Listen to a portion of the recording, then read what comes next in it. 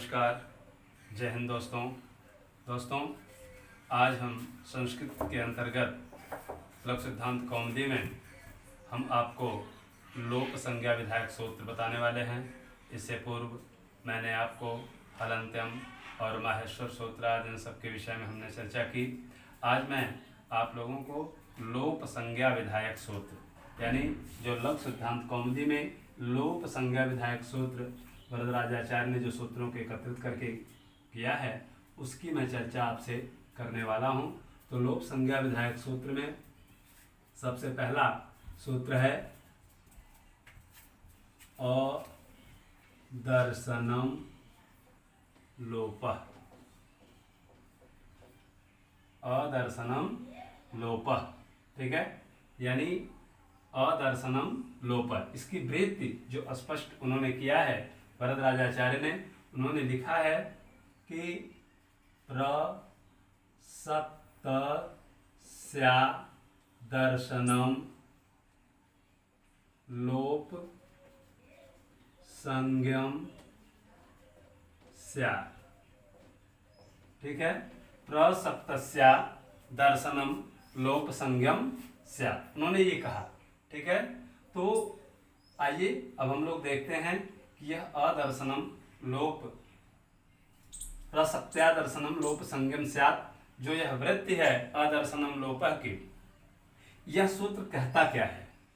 तो महर्षि पाणिनि ने जो अष्टाध्यायी में जो लोप संज्ञा विधायक सूत्र की जो उन्होंने बात की, अदर्शनम लोपः जो उन्होंने लिखा कि केवल उन्होंने लिख दिया कि अदर्शनम लोपः यानी अदर्शन का लोप हो, ठीक। अदर्शन का लोप हो तो क्या किस अदर्शन का लोप हो। तो अब चूंकि यह बात पूरी यहाँ से स्पष्ट नहीं हो पाती है, तब इसको वरदराजाचार्य ने अपनी वृत्ति के माध्यम से स्पष्ट किया कि प्रसक्तस्यादर्शनम लोप संज्ञम स्यात्, यानी प्रसक्तस्य, जब इसका हम संधि विच्छेद करेंगे कि प्रसक्तस्य अदर्शनम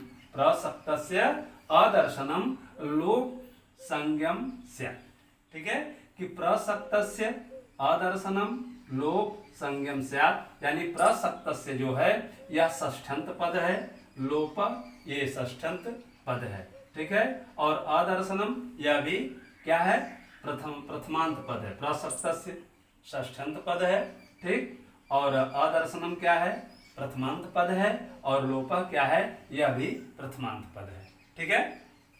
तो कोई भी हमारे ऋषियों ने, हमारे महर्षियों ने ये बताया है कि या संज्ञा सा तदा फल भवति, यानी जो जो संज्ञा होती है उसका कोई न कोई फल होता है। चूंकि ये संज्ञा विधायक सूत्र है, लोप संज्ञा विधायक सूत्र है, तो उसमें उन्होंने कहा कि जो भी संज्ञा है उसका कोई न कोई फल होता है, उसका कोई न कोई परिणाम निकलता है। तो इसका परिणाम क्या है कि यह आदर्शन का लोप कर देता है, ठीक है।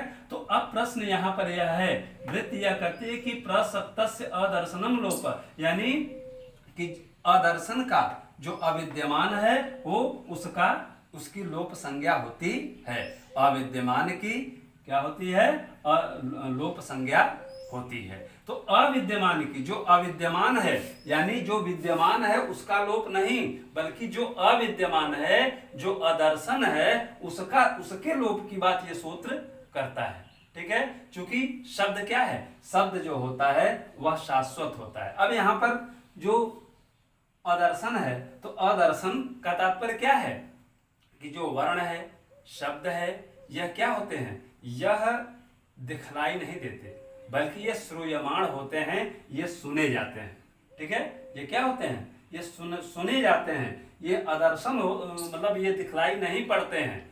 तो यहाँ पर अदर्शन का तात्पर्य दिखलाई देने का तात्पर्य नहीं है, बल्कि यहाँ पर तात्पर्य क्या है कि यहाँ पर तात्पर्य है सुनाई देने से, कि जो भी वर्ण है, जो भी शब्द है वह नित्य है, और नित्य जो होता है वह कभी नष्ट नहीं होता, उसका विनाश नहीं होता, वह उसका विनाश नहीं होता। वर्ण हो चाहे अक्षर हो, कुछ भी हो जाए, महाप्रलय आ जाए, लेकिन फिर भी जो वर्ण है, अक्षर है, वह किसी न किसी रूप में यहाँ पर विद्यमान रहेगा, इस प्रकृति में विद्यमान रहेगा। तो उसी को कहते हैं कि जो अदर्शन होता है उसका सीधे सीधे लोप हो जाता है। तो अब प्रश्न है कि लोप हो जाता है, नित्य है, शाश्वत है, तो जो सुनाई नहीं देता है उसका लोप होता है। यहाँ पर अदर्शन का तात्पर्य आप सुनाई देने के अर्थ में लेना है, न कि दर्शन अर्थात दिखलाई देने के अर्थ में। ठीक है, तो हम यहाँ पर इसको यही कहेंगे,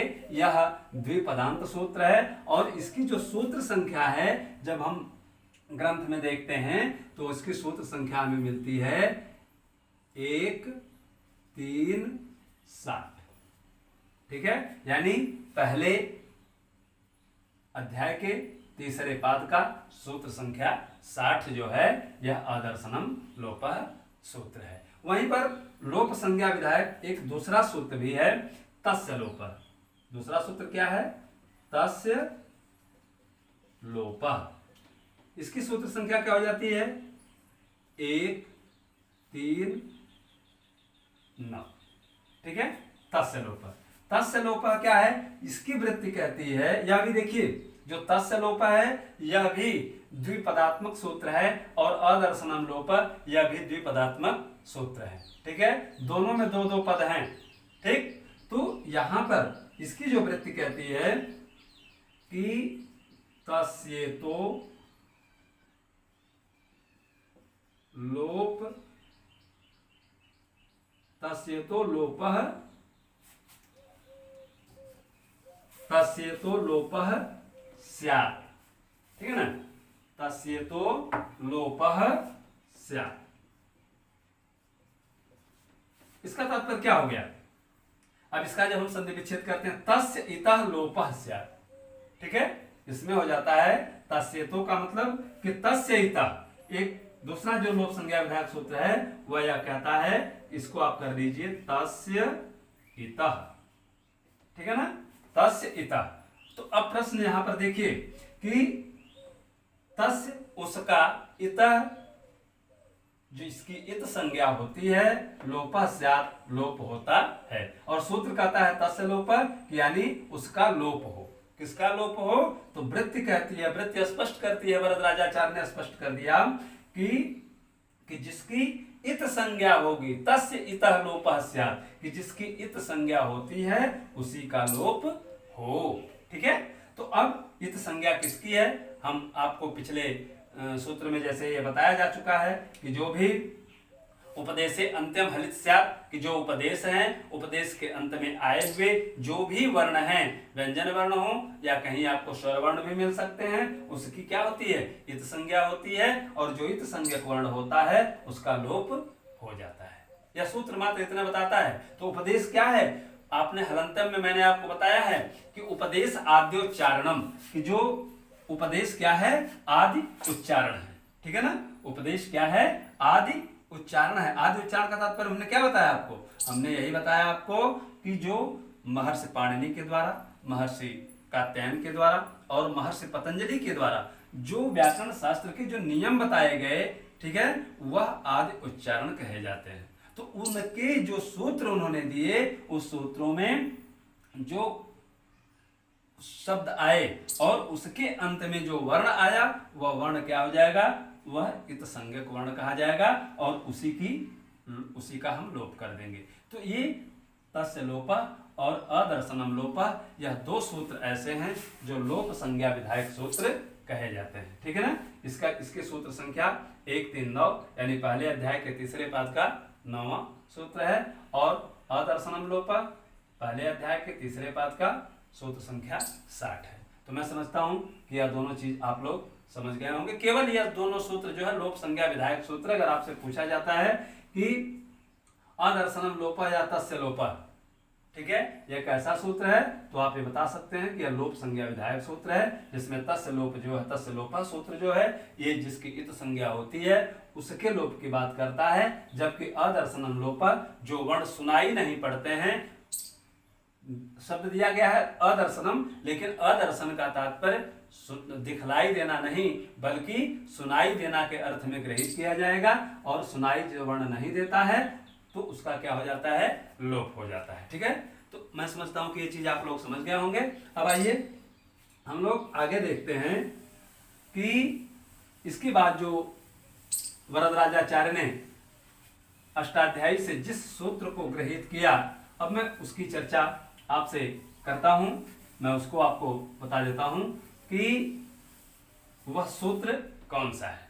लेकिन दोस्तों उससे पहले यदि आप लोग हमारे इस चैनल पर नए हैं तो हमारे इस चैनल सर्वोदय ज्ञान एकेडमी को आप सब्सक्राइब करें, ठीक है। लाइक, शेयर और किसी भी प्रकार की जानकारी के लिए आप कमेंट सेक्शन में जरूर जाएं और कमेंट जरूर लिखें, ठीक है दोस्तों। तो आइए देखते हैं प्रत्याहार विधायक सूत्र। बहुत ही महत्वपूर्ण, हर कंपटीशन में, हर परीक्षा में ये चीज पूछी जाती है। प्रत्याहार आपको दे दिए जाते हैं, तो अब प्रत्याहार बनता कैसे है मैं आपको यह बताऊंगा। मैं कोई अलग से नहीं बताऊंगा, जो महर्षि पाणिनि ने जो सूत्र दिया है और उसकी जो वृत्ति वरदराजाचार्य ने दी है, जो स्पष्ट किया है, मैं उसी के आधार पर, लघु सिद्धांत कौमुदी के आधार पर मैं आपको बता रहा हूं। तो उसमें उन्होंने बताया प्रत्याहार विधायक सूत्र क्या है। प्रत्याहार विधायक सूत्र है आदिरंतेन सहेता। आदिरंतेन सहेता बहुत ही महत्वपूर्ण सूत्र है। इसका सूत्र संख्या क्या हो जाएगा? 1171। 1171 पहले पाद के पहले अध्याय के पहले पाद का सूत्र संख्या 71 है, आदिरंतेन सहेता, ठीक है। अब देखिए इसको बहुत ध्यान पूर्वक समझिए कि इसमें जो कितने शब्द हैं। एक शब्द है आदि, क्या है? आदि।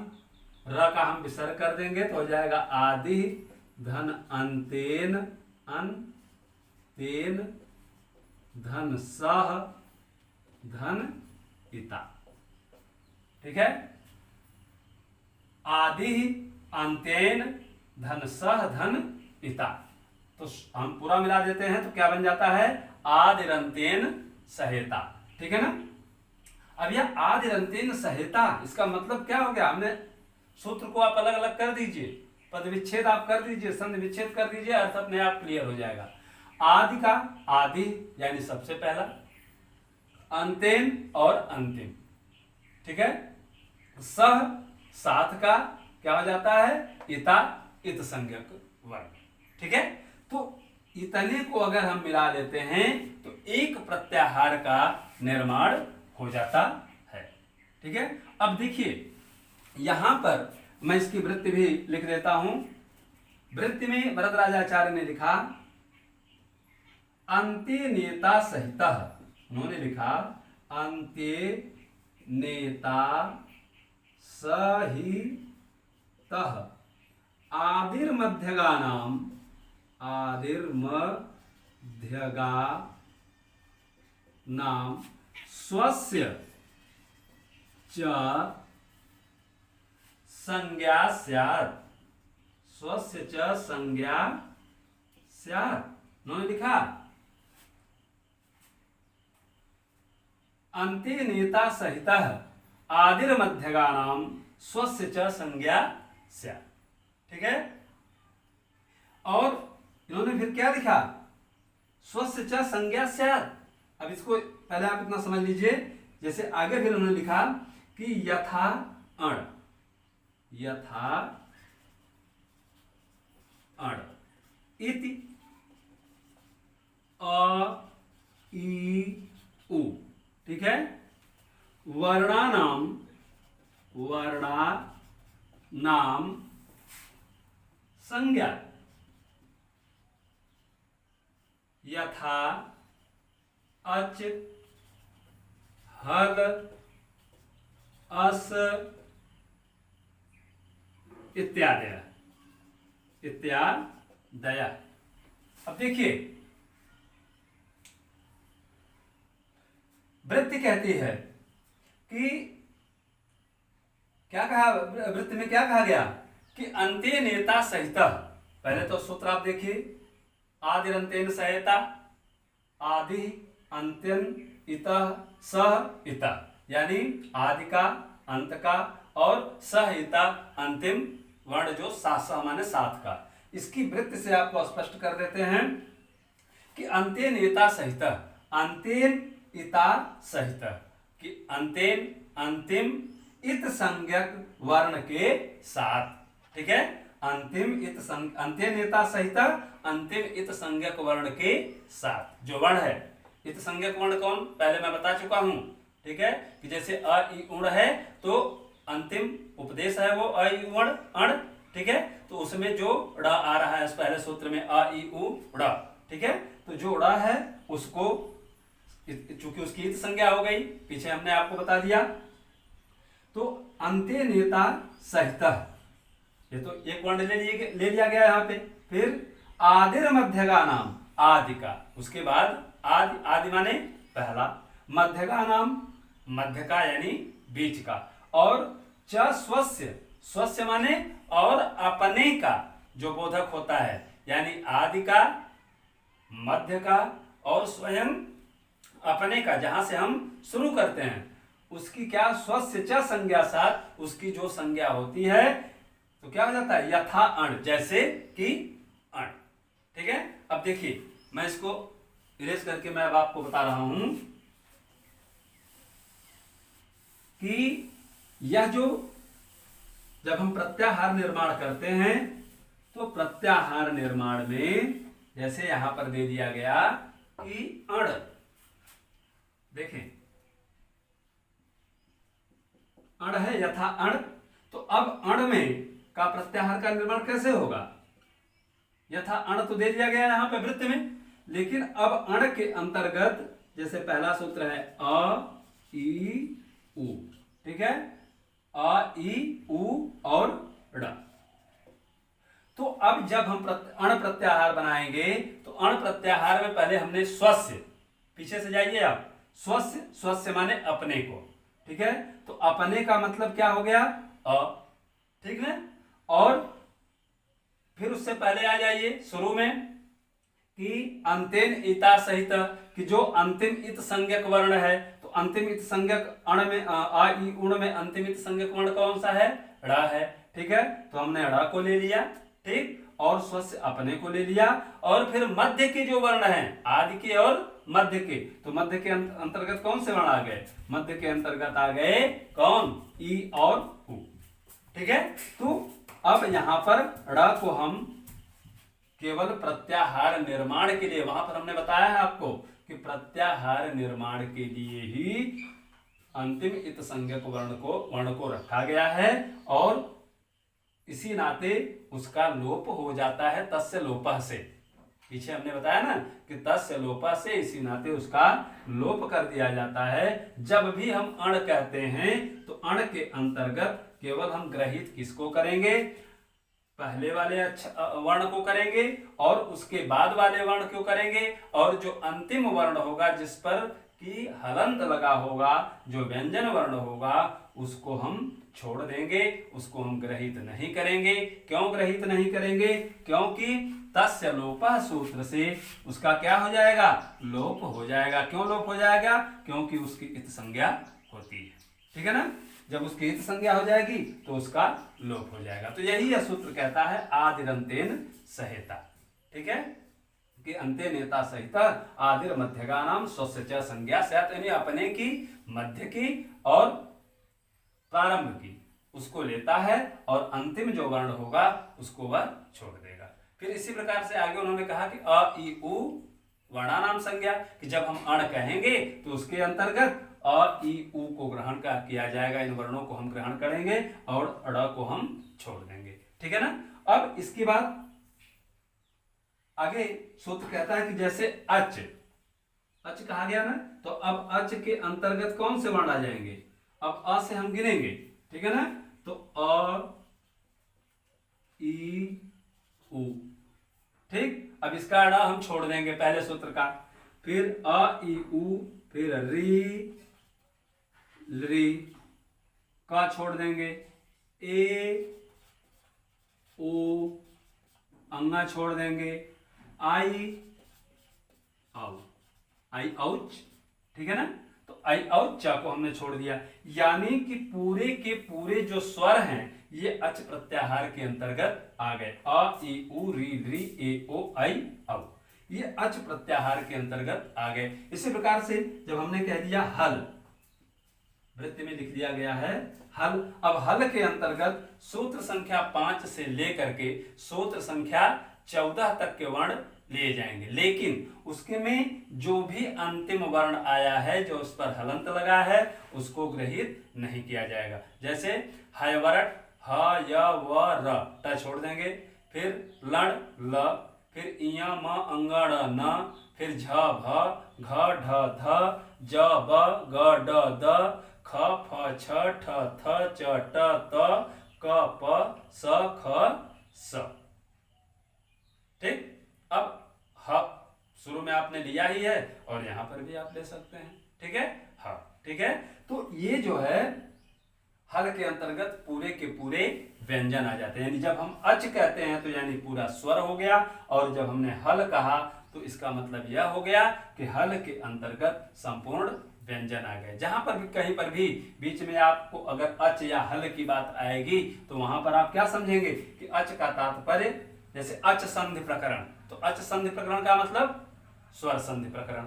हल संधि प्रकरण, हल संधि का प्रकरण का मतलब व्यंजन संधि प्रकरण। ठीक है, तो हल का तात्पर्य व्यंजन, अच का तात्पर्य स्वर होता है। ठीक है, इसी प्रकार से हस, जैसे हम हस कहते हैं तो हस के अंतर्गत क्या हो जाता है, हस के अंतर्गत आ जाता है ह य व, यानी पांचवा सूत्र से लेके ज ब ग ड 10 तीसरे वर्ण तक। ठीक है, ह य व र ल, ठीक है, फिर उसके बाद य म अंगड़ न, फिर झ भ, घ ढ ध और ज ब ग ड द। यहां तक जो हम इसको ग्रहित कर लेते हैं और शेष हम क्या कर देते हैं, छोड़ देते हैं। तो जो भी संज्ञक वर्ण होता है आदि अंतेन सहायता सूत्र से हम जो है अंतिम इत संज्ञक वर्ण को छोड़ करके और उससे हम क्या करते हैं, प्रत्याहार का निर्माण हम कर लेते हैं। ठीक है दोस्तों, तो मैं समझता हूं कि यह चीज आप लोग समझ गए होंगे। पूरा आदर्शनम लोपा और तस्य लोप, और इसके बाद हमने जो आपको बताया प्रत्याहार विधायक सूत्र आदिरंतेन सहायता, इतनी चीज आप लोग समझ गए होंगे। अब किसी प्रकार की आपको अगर दिक्कत है, जिस चीज को आप समझ नहीं पाए हैं, तो आप कमेंट में जरूर बताएं। और फिर आगे अब हम आपको बताएंगे लक्ष्य सिद्धांत कौमुदी के अंतर्गत कि स्वर के जो भेद हैं वह कौन कौन से हैं। अब मैं इस पर चर्चा आपसे करूंगा। फिर आप लोगों से नई जानकारी और नए वीडियो के साथ मिलते हैं अगले वीडियो में। जय हिंद।